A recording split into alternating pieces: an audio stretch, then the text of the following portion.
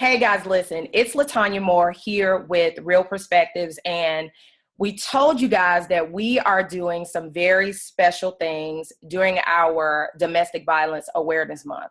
So you guys know that we have issued our Domestic Violence Monthly publication in the Ambassador, and we focused on a lot of different stories. We're also doing the same thing with our radio show.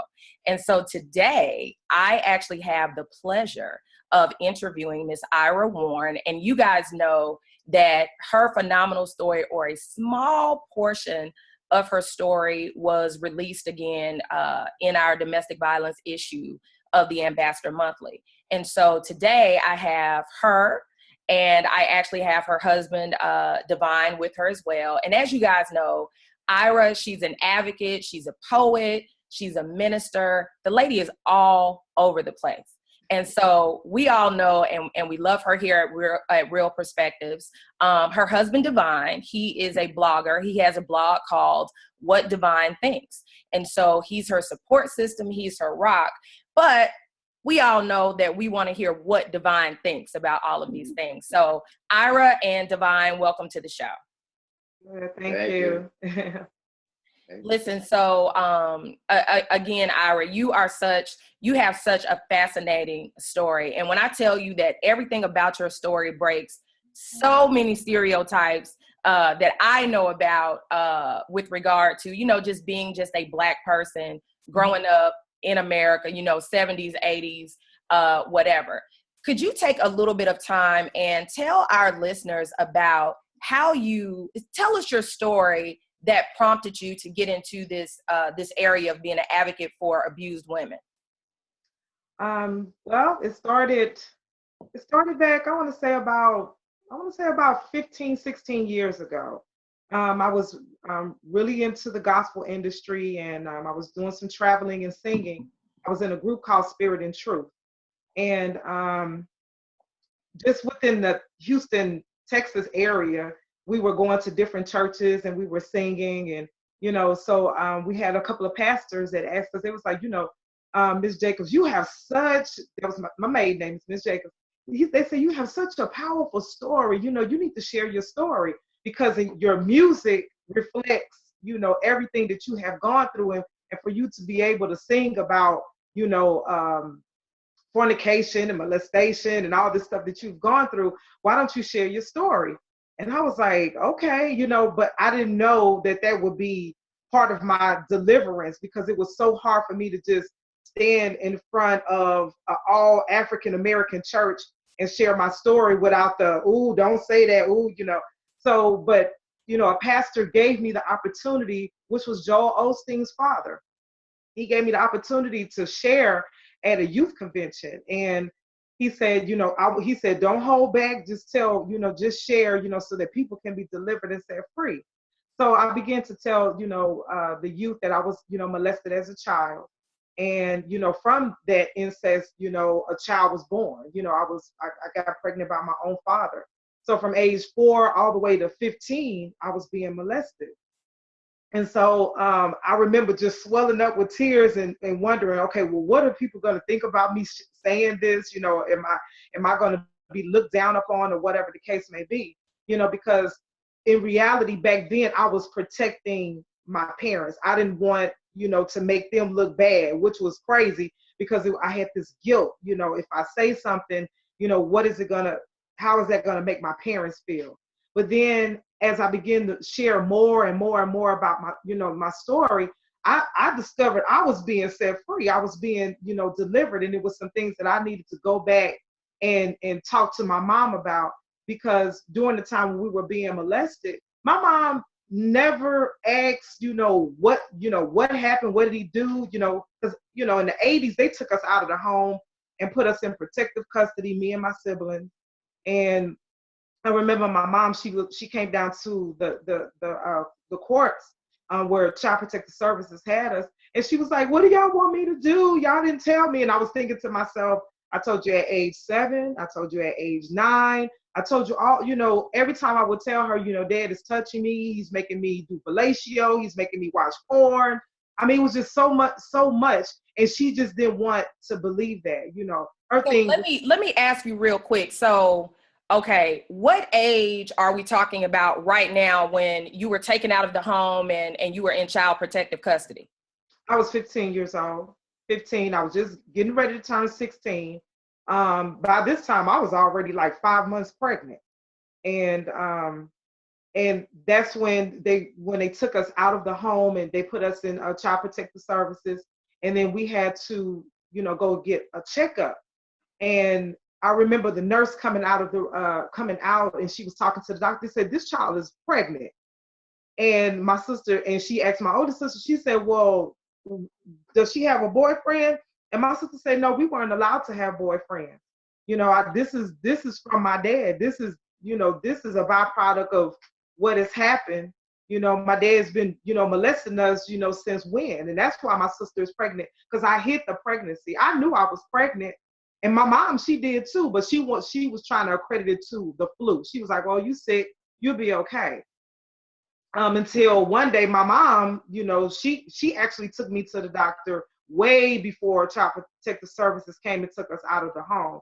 And when the nurse told her, yes, your daughter is pregnant, my mom wanted to beat me up in the doctor's office. She was just like, you whore, you this, you that, and it was like she was blaming me, for me being pregnant by my dad, her husband, so that was a really, really hard time for me, because I just had to figure out what I wanted to do, and by then I really didn't have a choice, because I was so far along in the pregnancy, so I had no choice but to keep the child. I know you mentioned in some previous interviews that you felt like the other woman in the house. Tell us about that experience and what's that's like. Okay. Well, my mom, when my dad was nowhere around and it would just be me and my siblings in the house with my mom, you know, it would always trigger if I didn't do something right in the house. She would always get the extension cord, or she would want to punch me in the face, or she would want to spit in my food. So it would always be when my dad wasn't around. She was just like, you just a whore. I'm just like, and I would ask her, why are you calling me a whore? She was like, you slept with my husband. So that's where the other woman thing kind of came in about, she was just like, how could you sleep with my husband? And you could just get the hell out of my house. And I mean, I just had to deal with that. Just like I said, but mom, I didn't go to dad and say, hey, here I am, molest me, you know. And she was just like, you're just a whore, and you just need to leave, So I was in and out of the house from 13, all the way until it was, until when my sister went to the principal at the school that we attended, was Taylor High School in Katy, Texas. When my sister went to the principal and said, look, my sister is pregnant and blah, blah. And next thing you know, cops was everywhere in that school. They snatched us out. They went to our home, got our clothes, and then they sent us far away to a whole nother part of Texas. So Wow. Let me stop you right there for just a minute, Ira. Divine, I want to ask you, as her husband, the man who loves her, how, I mean, as we're listening to this, it's got to be hard to hear. Tell me how, like just your feelings about all the things. And I know you probably know, I'm sure you know everything. And we're just talking about a small portion on the show today. But how does it make you feel to kind of hear what your wife is saying? To be honest, it never gets any better. It's almost like the more I hear it, my compassion level just goes up more and more. Because you got to think, when she was enduring this stuff, this was when she was a child. We're not talking about I'm not saying it's good for an adult woman to go through this, but I'm saying this was going on in early childhood. And you never know how something like that can affect somebody when they're older. And it's like sometimes I just want to reach out and give her a hug when she talks. I just want to let her know, everything is all right. This is in your past. I love you regardless. I just always just wanted to be the one to be like, listen, babe, no matter what you've been through, how you're feeling, the feelings you're going through now, I'm always going to be here, and I'm always just going to be here to be that loving force behind you and next to you. It's hard to hear that your wife has been abused. You know, that's what kind of tied me more into it, hearing her story. I grew up around women that were abused, and actually, I know a couple of women who were raped by their uncles and stuff like that. So it's not like it was something unfamiliar to me. But this particular person sitting next to me is the one I love. So when I hear her go through it and the traumatic stuff, you know, that had been going on since she was a child, it actually hurts my heart. But I'm also looking at the flip side. I say, look, she went through everything she went through, and she was able to persevere and be the person that she is now. You know, That's so awesome. I love it. I love it. And I wanted to get your take on it because I think it's really important, certainly for our viewers to really see that this can be possible, you know, even if they're going through something like this or they've had some other, you know, some other tragedies, you know, you still can connect with that person who, you know, wants to be your protector, wants to make it better, you know, even though quite frankly, you may never be able to make it better, but just to do what you can to ease all of that. And so Ira, okay, so your sister went to the principal and of course the school system did, I guess, what they were required to do in calling the police and reporting it, and they removed you out of the house. So what happened next? Okay, what happened next was they put my sister and I like in a residential home, and then my younger siblings, they of course they stayed with my mom because they, you know, they just felt like they said, well, were these children? They asked my mom, were these children being molested too? Which was a lie because my mom, she was like, no, I always kept an eye on them. No, nothing ever happened to them. But that's another part of the story because when we lived in Gary, Indiana, prior to moving to Texas, 1980, my dad would make me and my oldest sister have sex with our baby brothers. You know, so it had just went to another level. I mean, it went from us having sex with him, watching porn at night, to fondling, I mean, to all kinds of stuff. And then he would send my mom away, just say, you know, because, you know, cooking dinners and stuff at, you know, churches on Saturday was a big thing when we lived in Gary, Indiana, because that's where I was born. And so my mom, she would go, you know, sell dinners at the church. And he would say, okay, well, I'm going to keep the kids, you know, so we would stay at home with him. So if, you know, my baby brother or my baby sister was asleep, he would make them go to sleep. And then here it is, me and my oldest sister stripped naked, and he's making us have sex with our older brother. You know, so it just escalated, you know, it just, the level of sickness, it just kept going. And it just to think about all of that and all the stuff that bless my brother's soul, you know, he passed away of leukemia 24 years ago. So, you know, he didn't have to deal with all the stuff that we had to deal with after he passed away. So they took us out of the home. My sister and I, we never did return. I did have my son. I had him 1988. Joshua, he'll be 29 next week, you know, so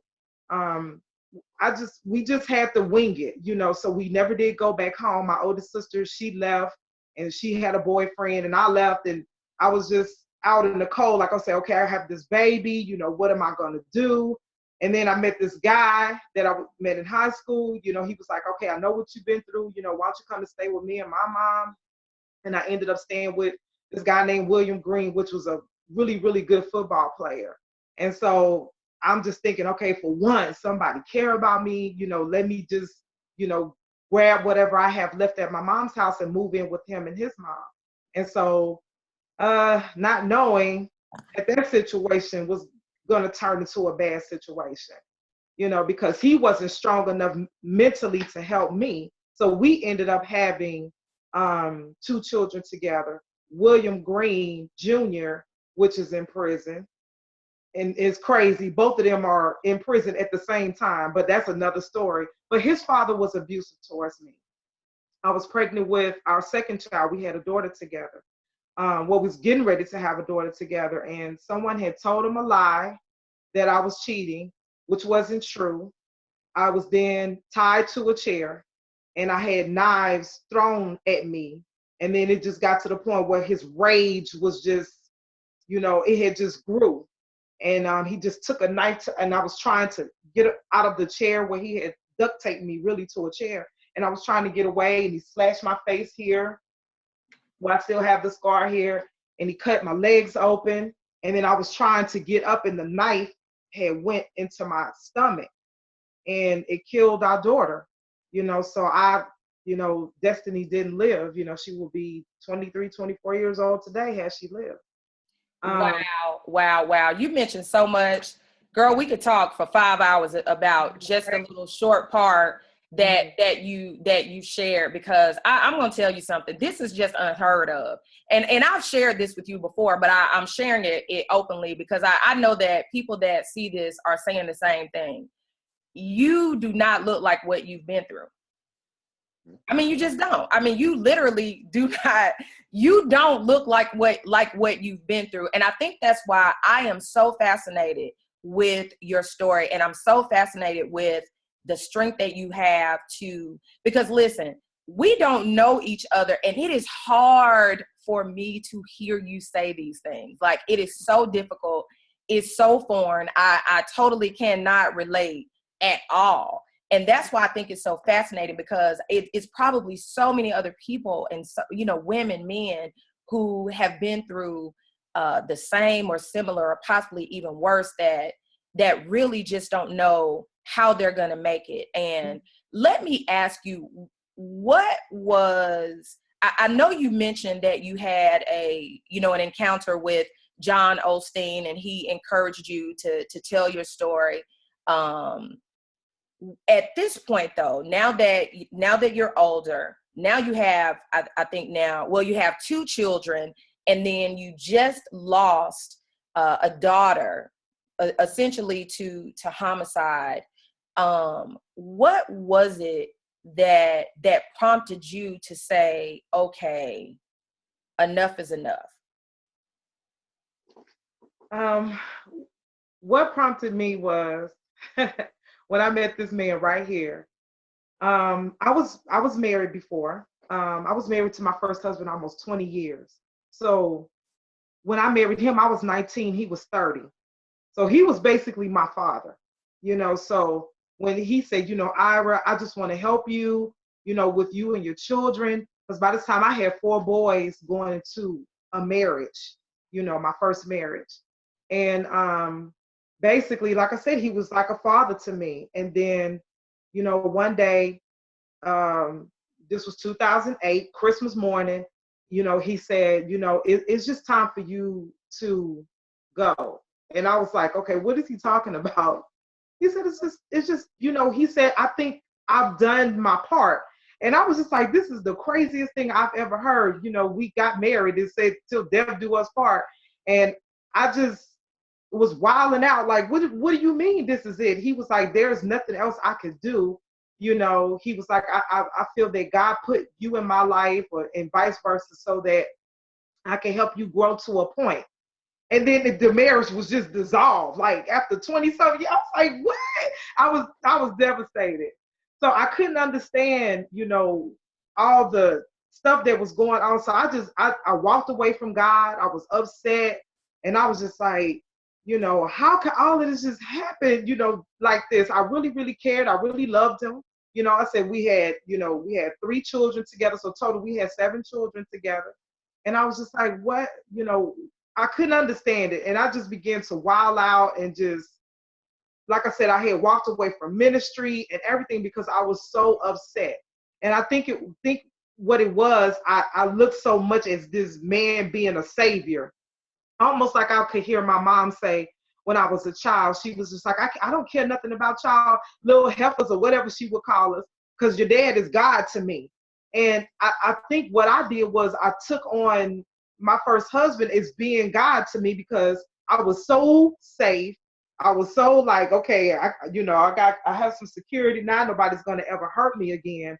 Because when we got married, when I was married to my first husband, because I was so ashamed of myself and things that I had gone through when I was pregnant with my 3rd son. I was gang raped with a stick shoved up in me while I was pregnant. I mean, it was just one thing after another. And I was just like, so now this man coming to my life, He's my savior. I'm not going nowhere.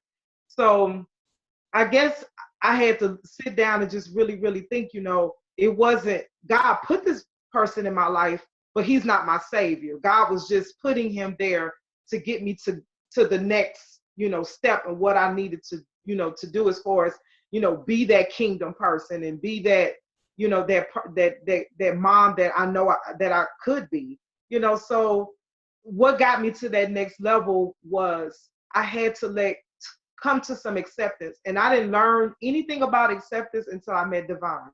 He was like, you need to learn how to come to acceptance with some things that has happened in your life, because one, those horrible things that happen to you, you can't change those. But however, you could get back your identity, your freedom, your peace, And I was like, that's good stuff, because when I met him, I was this close to suicide.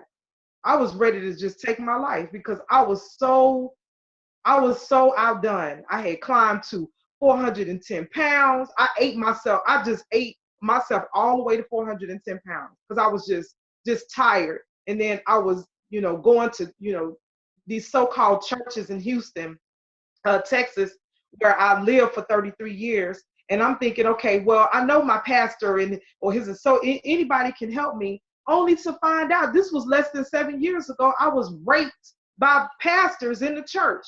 That so-called, oh, I'm gonna be everything you want me to be. No, I didn't want you to be that to me. I just wanted somebody to pray with me and help me out of this situation. And it seemed like everywhere I turned, abuse was coming at me. And I would go to the churches and I would say, look, your husband did this to me. And everybody in the congregation was looking at me like, what are you talking about? You crazy anyway. So those are things that I had to deal with. But then God said, you know what? I'm getting ready to take you out of this situation. Had no idea I was going to meet this man. I actually met my husband on Facebook because I was wanting to do another gospel album. And a friend of mine that I went to school with, he said, well, why don't you get in touch with this guy named Divine, make a long story short. And I didn't even call him until a month later because my friend said, you need to call him and get in touch with him. Didn't know it was the divine connection, that, because divine intervention. So I didn't know he was going to be my husband because I was fighting it. I was like, 2,000 miles away, are you crazy? We could just be friends. I'm cool, So I just had this whole idea of what I felt like things should be because I was so guarded. If a guy gave me a compliment, I was on like defense, like what? I just had this attitude. I didn't trust nobody. Since it's just so much to this story, even my children, because a lot of people don't understand how. I understand people when they say they love their children, but people don't understand when I say I love my children, I love my children. Because my son that I had by my father, my baby brother molested him. And my brother went to prison. He just got out, last year? He just got out last year. Yeah. Last year he just got out. So I'm just so sick of this generational curse, because this is what it is. It just come way back from slavery, been taught and poured into us, and it's just like like an infested house of roaches you can't get rid of. It's like no matter how much you spray or how many people you bring in to try to get rid of this thing, it just won't go away. But up until last year, September 5th of last year, I was in good. Me and my parents were good. They talked to my husband. He flew to Texas to meet them, the whole nine. And my dad, he tells everybody that I come in contact with, my daughter's been through a lot. She needs to share her story. They put their stamp on it. So I had no idea I was gonna move here because I was like, God, what's in Philly? Ain't nothing here for me. So I met this young lady named Michelle Casha. Actually, I met Michelle Casha through one of his childhood friends, Valerie. And she introduced me to Michelle Casher, and I was able to go on her show and share my story. So my parents didn't have a problem with me sharing it, but it's how much I shared and what I said. They was like, no, you shouldn't have said that, Joshua was by me. You shouldn't have. My mom was upset because I told them, that she was controlled by my father. She was upset about that. Then it went to, my friends don't like me anymore. It's because of you. I don't have any friends. I can't show my face in public. And I'm just like, are you kidding me? But you put your stamp on it. You tell me to, to do this. I don't know what they thought I was going to do. I wasn't going to sugarcoat it. I said, you know what? On Michelle's show, I said, I'm not going to sweep this under the rug anymore. So it wasn't that I didn't care how the next person felt or how my parents felt. I just wanted people to be healed. I just wanted people to, to understand that, God brought me out of this thing. He did. I said, nobody else brought me out of this thing. And then for him to connect me, with my true soulmate to help me to continue to grow. And he said, babe, you got to keep telling your story. You got to keep, sharing with people. So when I came in contact with you, it's crazy because you, let's see, LeTonya Moore. No, not LeTonya Moore. LeTonya, it's another LeTonya. Yeah, y'all are friends on Facebook. And she's friends with Melissa, that's going to be part of the gala. His childhood friend, they went to school together. I got in contact with her, did a show with her on Eve's Rose, and then she said, well, do you know anything about She Matters Ambassador, blah, blah, blah. I was like, no. And that's how I got in contact with you, through her. So it was just like this domino effect, because she was molested as a child, so she shared her story and I was hearing her story, and then we began to do some things together, and it just came back to you. So, and I'm just like, and my husband said, you know what? When that time comes, God is just preparing you right now, because when I first moved here, I was like, I don't know what I'm doing here. I just want to go home.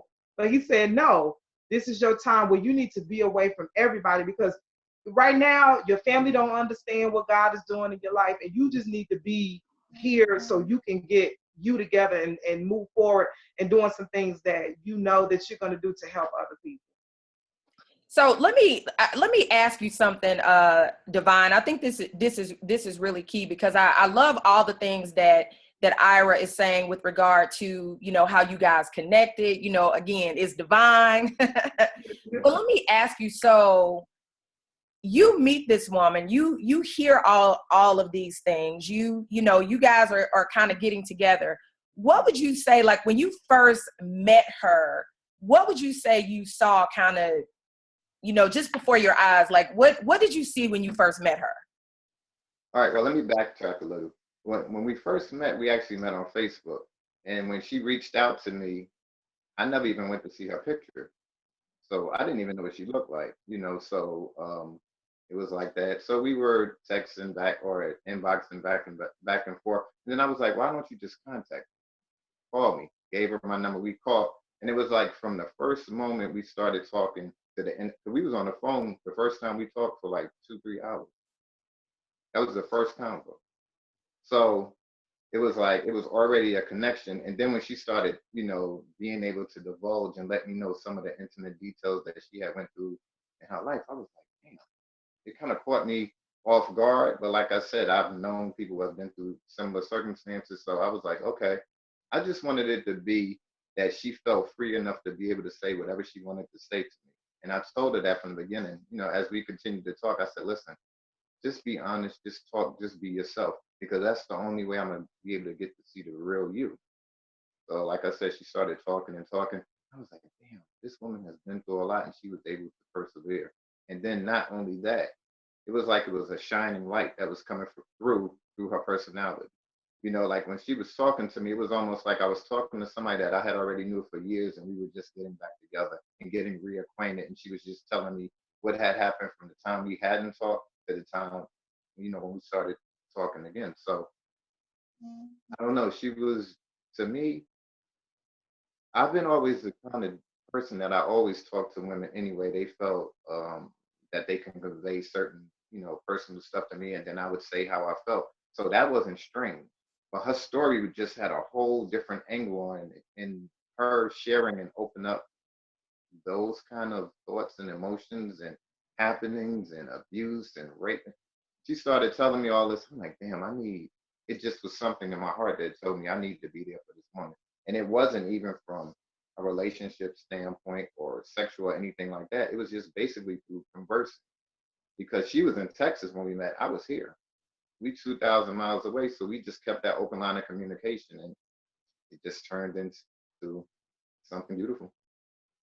Awesome. I love it. I love it, love it, love it. Because again, I think it's really key for people to know that it has to be.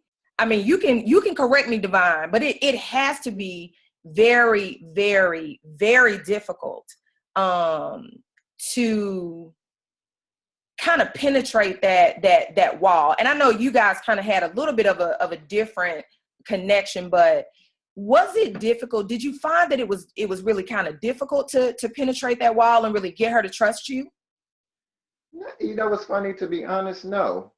It just, like I said, it just seemed like we was two people just getting back together and, conversing. What I wanted to do, I didn't want to put myself in a state of judgment, being judgmental. So I just kind of just held back, and I was just letting her talk, and I was like, okay. And then based on what she said, I would give my reaction. I didn't overdo it like I was some super counselor or this, da, da, da, I'm super, no. I let her talk and let her talk. And it was funny. I don't know if you've ever been in a state of dealing with a person and you converse with them and you could feel their energy like through the phone line.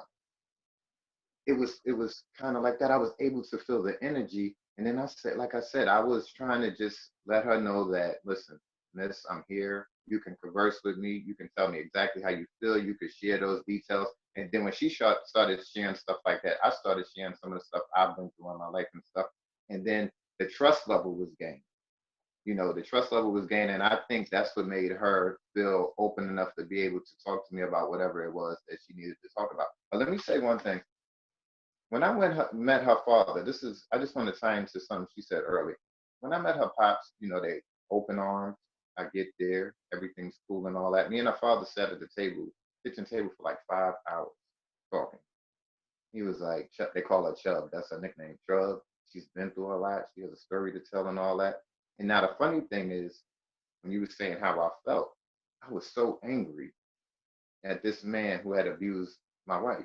But then I had to do the right thing for the right reason. I said, okay, Divine, try to keep your face calm, try to keep your attitude calm, because my mentality was like, I really wanted to slap, but. Yeah, I mean, you from Philly. I lived in New Jersey for 3 years. I know how them Philly guys are. I'm from New York. I'm from Brooklyn. Yes, even worse. Exactly. And I'm from the hood. So anyway, so I'm sitting there, and this man, he's telling me everything. He's been through a lot. Her story needs to be told and all that. Now, the funny part is how things flip. Okay, I'm sitting there with you for 5 hours. He was like, yeah, you can marry my, he gave me the okay and all that. But still in all, through all of that, it was like he didn't really have acceptance, and his mother and her mother didn't have acceptance, because you're saying that you want the story to be told, but basically you wanted her to sugarcoat the whole scenario. Like, this happened, but don't say that Pops did it. You know what I mean? And that's the funny thing. People have to realize that a lot of people want to keep stuff like this swept under the rug. They want this to be hushed hushed about, oh, keep it in a whisper. Mom and dad may know. Mom may think she knows something, or she did know, but we're going to keep that amongst us. People don't realize that abuse doesn't really have a face. Based on, you said earlier that looking at her, you wouldn't be able to see that she's been through all that she's been through. But that's a perfect example of why some of the stuff needs to get out, because when you look at a person, sometimes you can't really see what they've been through, what their reality was prior to them being to where they're at now. And I think, to tie back to the question you asked, an open line of communication was what gave us the ability to draw closer to each other, and I was able to be like, okay, we have a beautiful fly just keeps coming. I was able to be able to be compassionate, you know, and have empathy for her in the scenario of things that she has gone through. It wasn't like I was just like, okay, yeah, you went through that, next.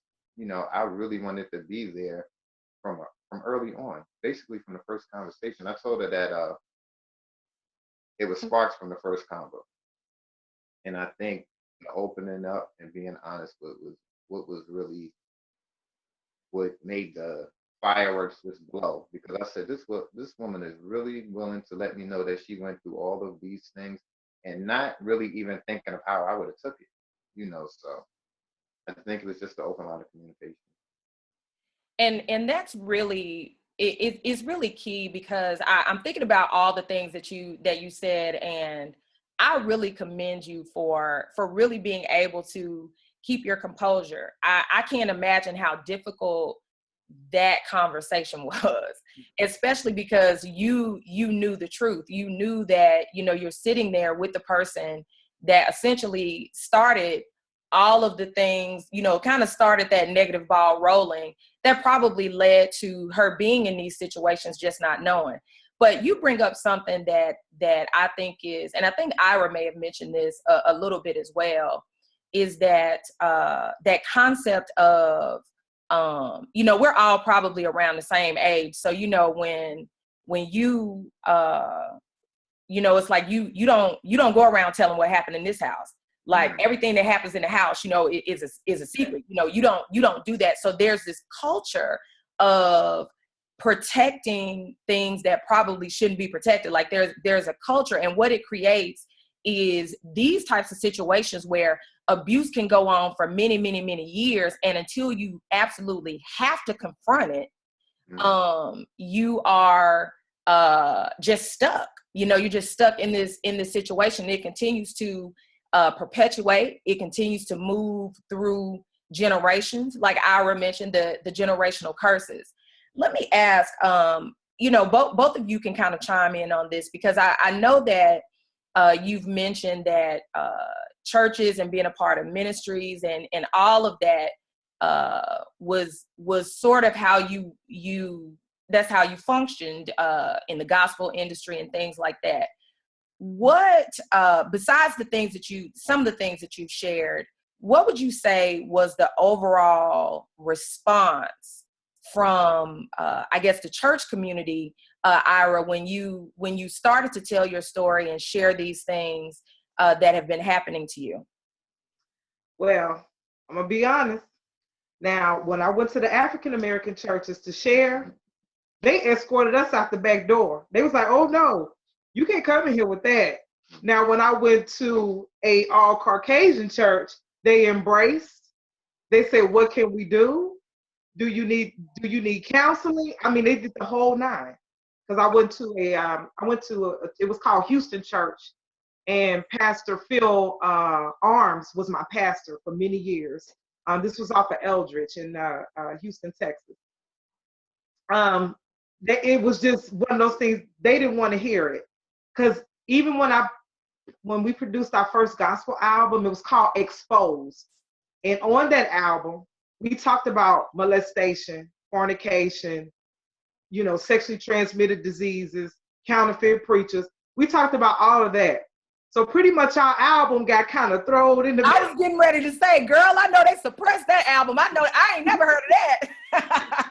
Yeah, they pushed our album. So Jerry, it's a lady named. She's very, you know, she's very prominent in Texas. Her name is Jerry Beasley, and she's a radio personality for the gospel station in Houston, Texas. And she managed Spirit and Truth for a while. Myself, and then the other young lady name was Erica Clark. She played our album on, you know, her Christian radio station, but everybody else was like, "Better quit living this life in the flesh, because in hell you be." Well, no, we can't play that. So it's funny. Now it's like people are coming back in my inbox and say, "You know what, Ira? It's time to put that album out now. You know, it's really time to put that album out." But Erica, she's going to do some other things. And I said, "Well, if God say the same, I'll do another, you know, album." Pretty much I was like a preacher rapper. I could rap. I love to rap. I can sing a little bit, but the other young lady, she sang and I did the rapping. But that was the thing that just really, gave me a voice, because I was able to, take my testimony and put it into words and rap and do whatever I wanted to do. But it just wasn't accepted. 2004, that's when the album came out. And when we did a listening party, people was looking crazy. Tone was there. Yolanda Adams was there. Yolanda Adams, she was like, yes, this is what's up. She supported Kim Burrell and Kathy Burrell. Everybody supported it, but certain people was like, no, you're not coming to our church. You're not singing that. And you're not going to tell people that your daddy raped and molested you. And you're not going to tell them that you had a child. You're not going to do that. But what you can do is just, praise the Lord, do an A and B selection and leave. That's how it was. And I was just like, wow. So we got kicked out of a lot of churches. Nobody wanted to hear nothing we had to say. So now, go ahead. No, I was gonna say that's really interesting because ministries and churches, like, you're supposed to come to get delivered. Yeah. The saints, quote unquote, they should already be delivered. So as far as a kingdom thinker, like me, like, that's what you're supposed to do. Like, you are talking to the lost. When Jesus said, go ye, that's what he meant. He go out there like, hey, I don't need to be in here saving y'all. Y'all already in here. We need to be, breaking chains and bonds from these people that are living like, under the circumstances like I used to live. And so the way that we do that is open them up and open up that dialogue. It's really interesting though, because I almost knew that you guys were going to say that you had a negative response from, the quote, Black church. And this is not I could get on my soapbox, girl. We can do another show about that. But I almost knew that that's what you were going to say, because there is still a thought process. I don't really know, because it's not regional. It's just kind of like this thing that we have, that we shun people that are hurting, that need to be delivered. And we kind of ostracize people that have gone through things, or especially if the person who's responsible for it is a dignitary, or somebody that's like, quote unquote, big in the community or big in church. Did you find that was really a part of what you guys suffered, or do you think it was just the messaging? Yeah, just the whole thing, all around. I just felt like, because I came from a rich background. I mean, my mom's dad was a pastor. He did some stuff with Martin Luther King, because my grandfather's from Mobile, Alabama, and my dad is from Tennessee. So we have a very rich background when it comes to, pastors and evangelists, and, so, that was like my foundation growing up, because I had a lot of that stuff in, a lot of word of God, if you will, instilled in me. But at the same time, yeah, it just, I don't know. It has still taken me a minute to go to a church building. I'll go out in the streets and minister, so I do prison ministry now, so I'd rather go to the prison ministry. And these are women that have been, it's two young ladies that I'm witnessing to now within the prison walls. It's Riverdale Prison, and they killed their uncle or their father for molesting them. I mean, they doing some time. They doing 40, 50 years for something that happened to them. So I would say that, it's sad, but I wish that, things could have been different, going into, the religious or however you want to say it, sector, to say, they didn't embrace. And that was really hard for me. So it's really hard for me to, I don't know, I'm still struggling with it a little bit, going to a church building, and, everybody is still talking about prosperity, give me 10%. I need 30%. I've gone to a church here recently, and they still stuck right there. but they're not dealing with people's sin issues. It's just not happening. Yeah, and again, I mean, it's like we're sisters, because I feel the same way to a certain extent with regard to that, because you find that, and I've been saying this for years. I said, one day somebody is going to teach us application. Somebody, you can tell us doctrine, you can tell us, hey, this is what you're supposed to do, and you're gonna tell us about that tithe. You're going to tell us about the first fruit offering. You're going to make sure everybody is well versed in the offering. And I'm not knocking, any type of monetary benefit, because the word does say that, those who rule well should be taken care of. So that's fine. However, at the end of the day, I need to know what I need to do on Monday. Yeah. How can I operate? What can I do? How can I move in this world that, we're in right now? As we move forward. And again, I think that, it's so interesting, and my mind is in so many different places.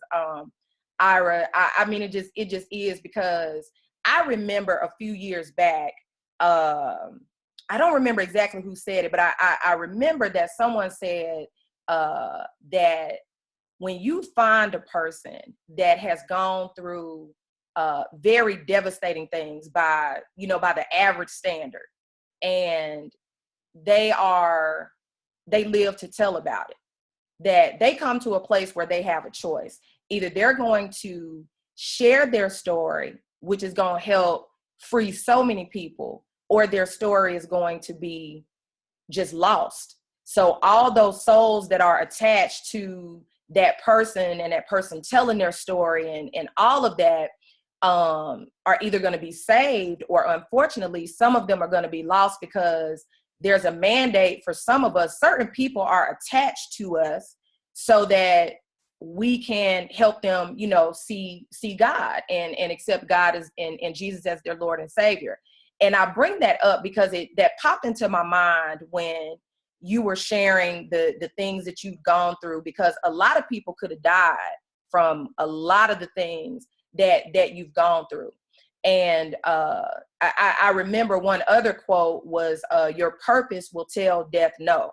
And when you think about Job and all the things that happened, and we always use Job as an example, because it's the most glaring example. But when you really think about that, it's really a fascinating story, because if you look at it and you really read the text, Satan was on a mission, and it had really nothing to do necessarily with Job. It was just to make God look bad. So why am I saying all that? I'm saying all that because that's what your story reminds me of. Your story reminds me of just a walking example of God's glory, even though the traditional religious folks are rejecting your story, and they're not giving you the proper platform. But at the end of the day, they're not going to be able to stop you. And I love the fact that you guys are like, hey, I'm just going to go where I go, and I'm just going to tell my story, and I'm just going to save souls.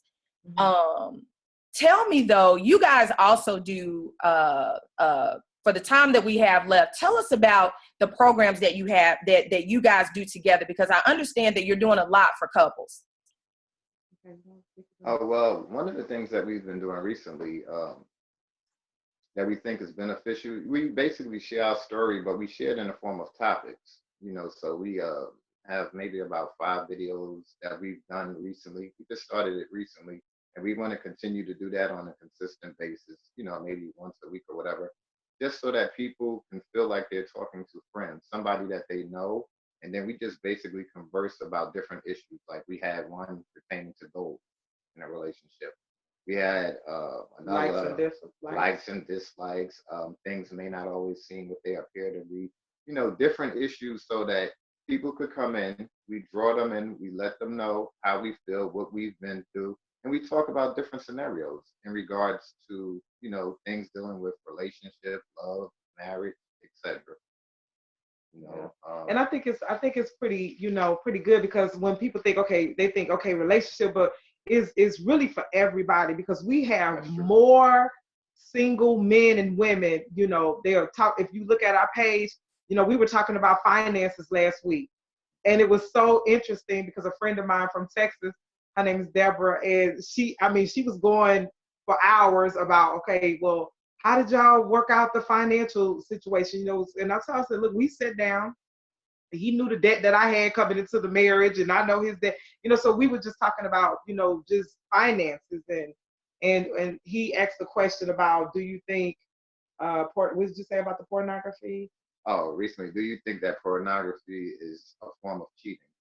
Yeah, and that was like, whoa, you know, some people were in my inbox and it was like, did you ask that question or did your husband ask that question? Mm-hmm.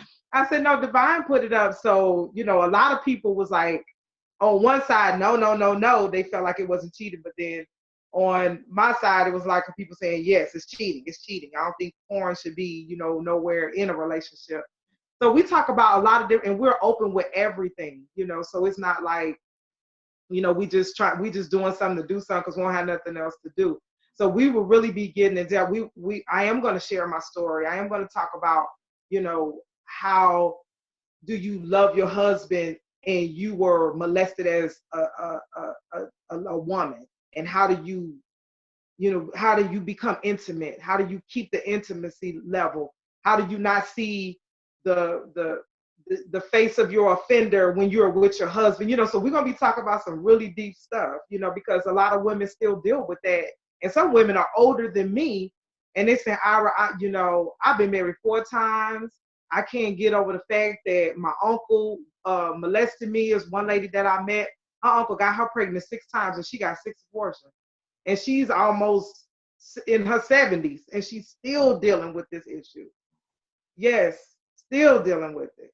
And then another thing, like, that's like the vehicle that we're using now. Another thing, people don't realize that men aren't taught to share their emotions and their feelings. So that's why it comes around. They see us as a couple. We're able to sit there. We bounce off each other. We may not always totally agree exactly to the letter of what we're saying, but I share my side, she shares her side. And then maybe someone can get something. If we touch at least one person, we're doing our job.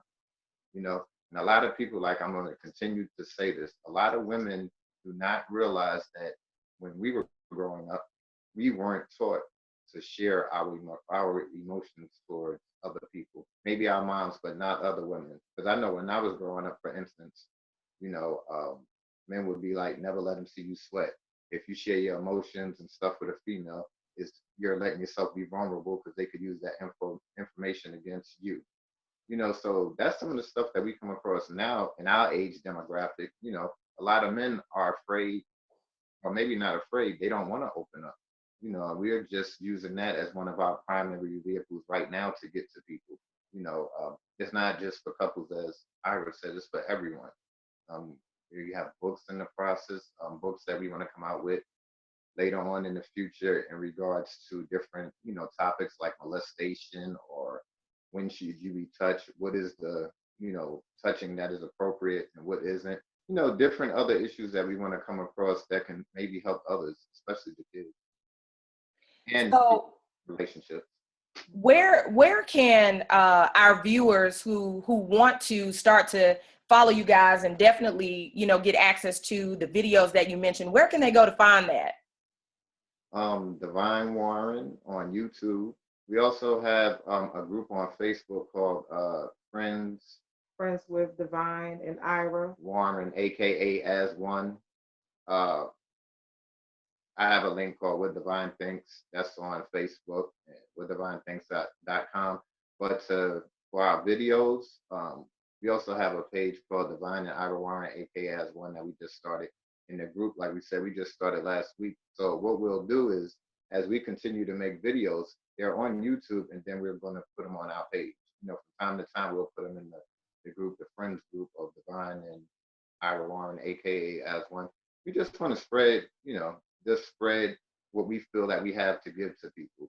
We're not trying to make it seem like we're up here for we're clinic, but clinicians and we're professionals and all that. We're just actually sharing our experience, strength, and hope with others so that they can get something, and maybe it could move them in a direction that they weren't going to go prior. Awesome. Awesome. You guys are doing so much great work. I'm so excited to be connected to you both and to just be a part of seeing what's happening. And thank you both for being on the show. It was a pleasure. Thanks I enjoyed it. I had a good time. Mm-hmm. Awesome. So guys, listen, that's Ira and Divine Warren. You can check them out on Facebook. It is, and YouTube, actually, Divine Warren. So go there, subscribe to their YouTube channel so that you guys can get some of those nuggets that they want to share. Until next time, I'm your host, LeTonya Moore. This is Real Perspectives, where we seek real people with real issues and real solutions from real perspectives.